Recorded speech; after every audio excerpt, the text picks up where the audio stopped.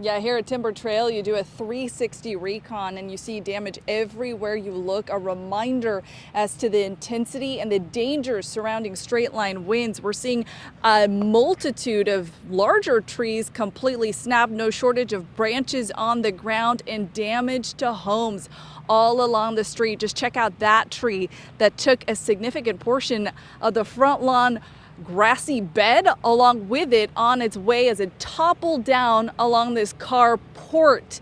Two cars parked underneath it just completely smashed. There are residents all along the street doing a multitude of cleanup efforts, from larger damage like this to just cleaning up tree branches so that crews can get by here and start working. CenterPoint Energy going from home to home, again trying to restore power.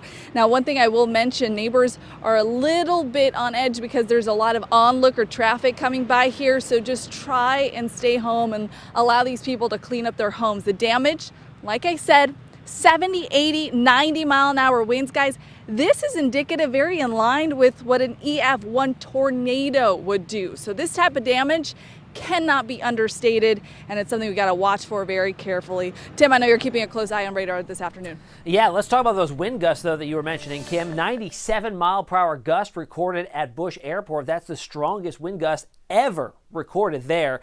Spring 80 mile per hour wind gusts, the Woodlands at 70. That's certainly strong enough to take down a lot of those big trees that Kim was just showing us. Out there right now, things are much quieter this evening. All the storm activity is well off to the east, but we do have a minor threat, a level 1 risk here, basically saying the atmosphere is capable of producing some strong storms with some gusty winds if they're able to develop, and modeling is not too suggestive on that occurring this evening. We should remain quiet for most of us right on through the overnight hours. Another risk comes our way tomorrow, but it's going to be another warmer day. Temperatures in the mid-90s before we creep back up into the triple digits. We'll talk about when that heat arrives and how long it stays this time around when I see you again in a few minutes. Len, Mia? We'll see you then. Thank you, Tim. And we are tracking power outages across the area.